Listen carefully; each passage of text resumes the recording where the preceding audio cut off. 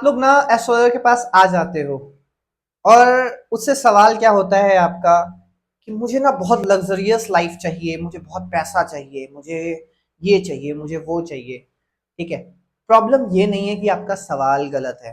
Problem ये है कि आपकी कुंडली में जो योग हैं या जो दोष हैं, जो वो बता रहा है एस्ट्रोलॉजर।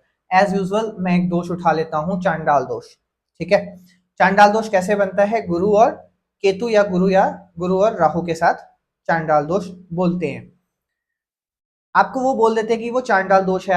आपको बोला जाता है कि गुरु और केतु बैठे हुए हैं तो ये चांडाल दोष हो गया। ठीक है। अब ये चांडाल दोष का आप उपाय करते रहते हो, इसकी कोई डिग्री नहीं देखी आपने। ठीक है। इसका ये सच में दोष की तरह काम करेगा या सच में योग की तरह काम करेगा, ये नहीं देखा आपने। एस्ट्रोलॉजर ने तो बोल दिया, हमें पढ़ाया गया है किताबों में कि भैया गुरु और केतु से चांडाल दोष बनता है। ठीक है।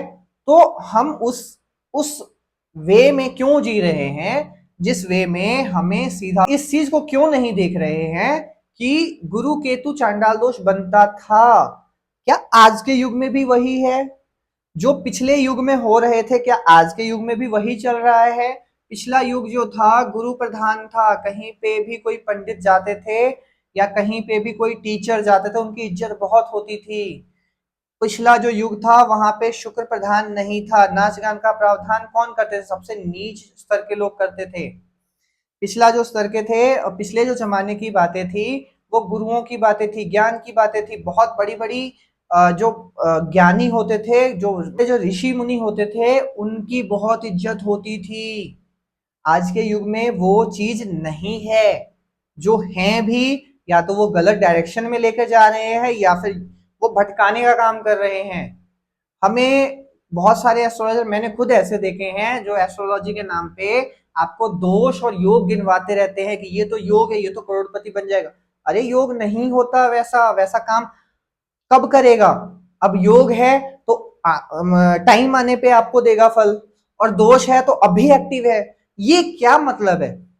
आपको एस्ट्रोलॉजी और एस्ट्रोनॉमी दोनों ही समझनी पड़ेगी।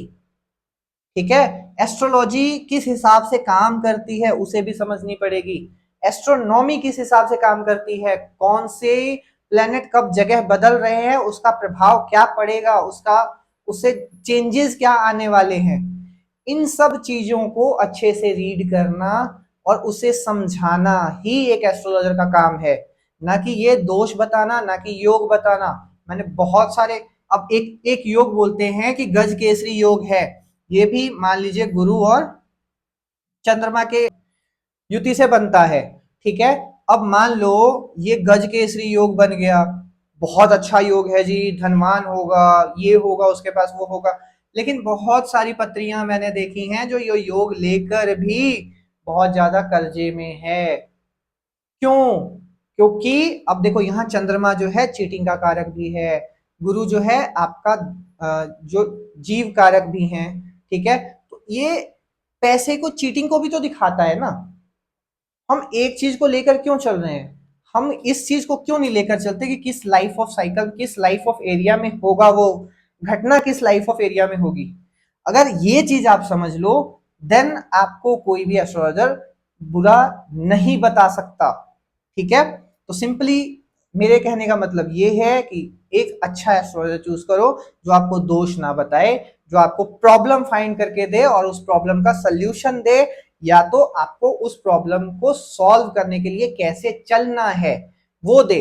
आप ऐसे रेमेडी के चक्कर में मत पड़ा करो कि भैया 10 किलो दाल को ऐसा करो आप पानी में बहाओ, 2 किलो दाल यहाँ पे जाके गाड़ दो, उससे कुछ नहीं मिलने वाला। रेमेडी भी करने का एक तरीका है। उस तरीके को जब तक आप अपने जीवन में नहीं अपनाते हो, जब तक आप ग्रहों को यूटिलाइजेशन को नहीं सीखते हो, तब तक गलत है। अगर किसी को भी लगता है कि उसकी किस्मत ग्रहों की वजह से रुकी हुई है और वो मेहनत बहुत करता है, बहुत कुछ अचीव कर सकता है, लेकिन उसे मिल नहीं रहा और ग्रहों को वो दोष दे रहा है, तो ग्रहों को दोष देना बंद करो। ग्रह मैं ठीक कर दूंगा, आप अमीर बनो, आप संपन्न बनो। ठीक है जी। आज की वीडियो में बस इतना ही। मैं आपको यही समझाने का ट्राई कर रहा हूँ कि पिछले जमाने और आज के जमाने में बहुत फर्क है, तो हमें रियलिटी में जाना है कि रियलिटी में लोगों के साथ हो क्या रहा है। राधे राधे, जय श्री कृष्ण।